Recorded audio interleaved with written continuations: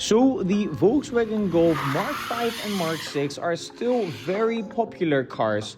And although they're very popular, they are already 15 to 20 years old, which means that their infotainment system is pretty much outdated now. So that is why today we're going to install a modern OEM looking CarPlay and Android Auto system.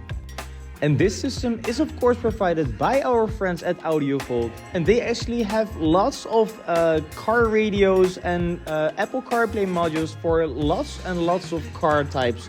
So check out their website and maybe they have something for you as well. Alright, the system that we're going to install today is Audiovolt's own 7-inch QLED touchscreen. It's a radio system with incorporated Apple CarPlay and Android Auto.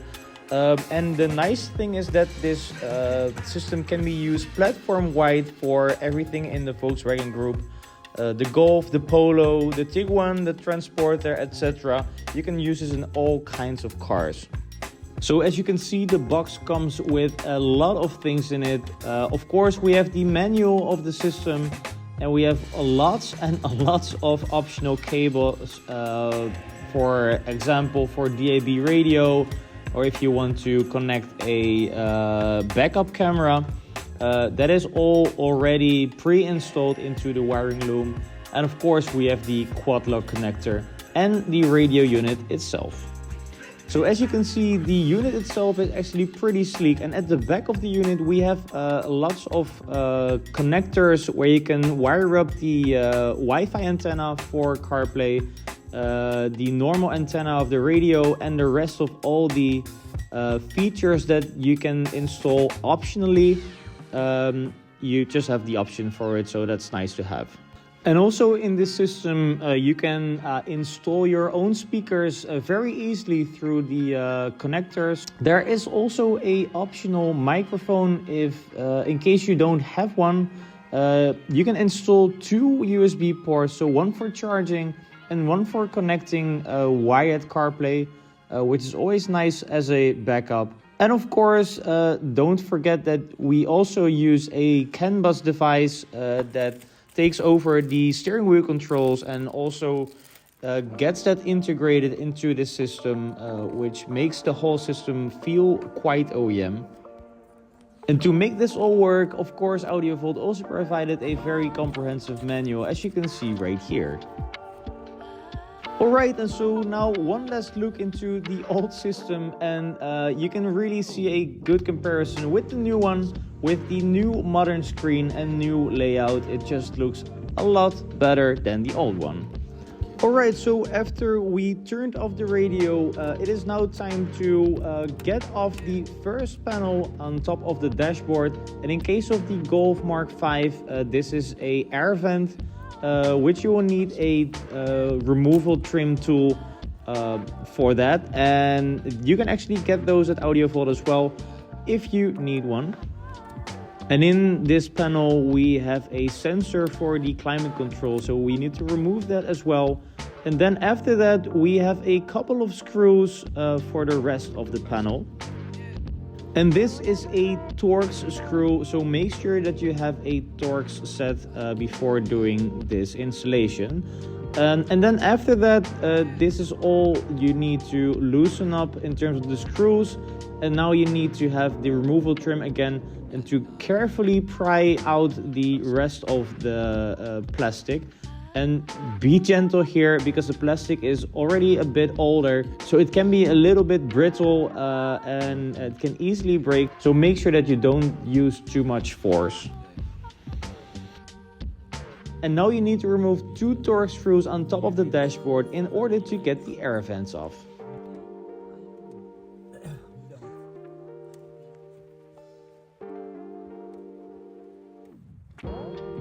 And right here as well, please be gentle with the plastic because it truly can break easily.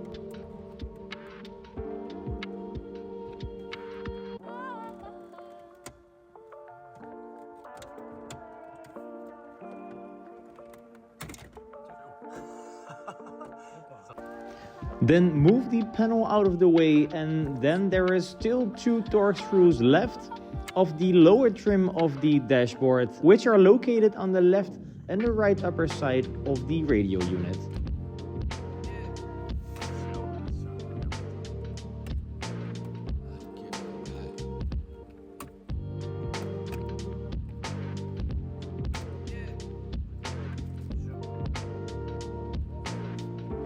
And now it is only 4 more torque screws to remove the whole head unit.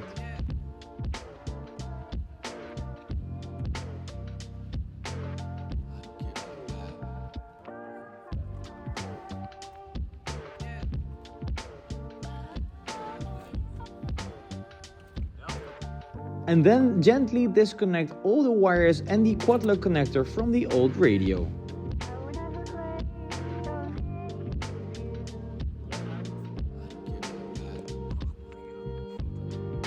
And right now it is time to put in the new wiring loom, and therefore we first mount the Quadlock connector, and then we can add all the optional extras that we want to get installed. And in this case we really wanted to have the USB, of course, for charging the device, and the rest is optional if you have those. And then let's wire up the device and check out if everything's working as planned. And of course, don't forget the USB connection, and in our case it was the nicest to get it underneath the dashboard into the place where you would normally have the gear shifter. And right now that everything is still open and wired up, let's check out the system and test if everything works according to plan. And in our case, of course, the system just booted up right away. And you could instantly see that this is a very cool upgrade for the car. So in this phase it is really nice to test everything out, because if you make a mistake or if something is not wired up correctly, you can still change it when everything is opened up. So and now just connect your phone with Bluetooth, and the Carplay system will take over automatically and make a Wi-Fi connection with your smartphone. Nice.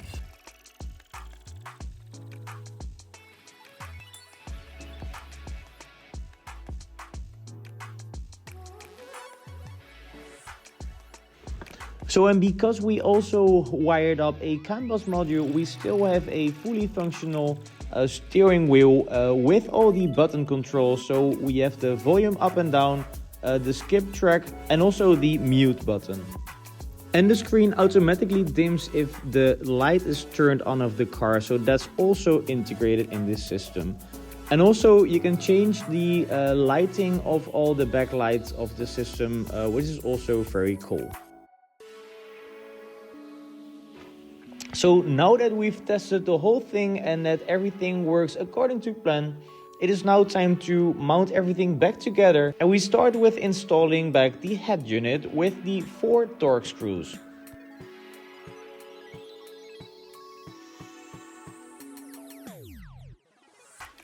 And after that we install the lower piece trim of the dashboard, which you can click into place, which is secured by 2 torque screws.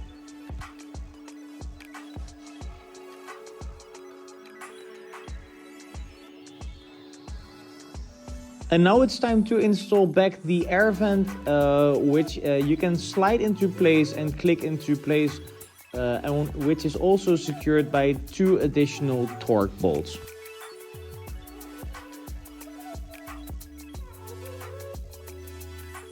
The next step is to put back the plastic panel, and if you mount this back into place, then make sure that everything is put into its original position.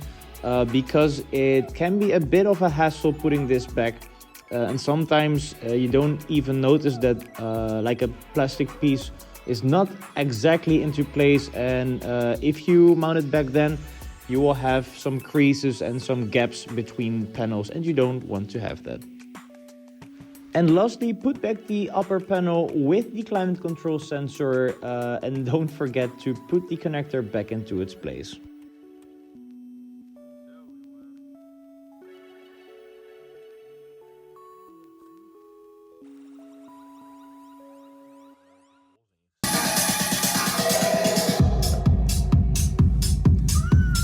Gewoon een reefcave geworden dit, jongen.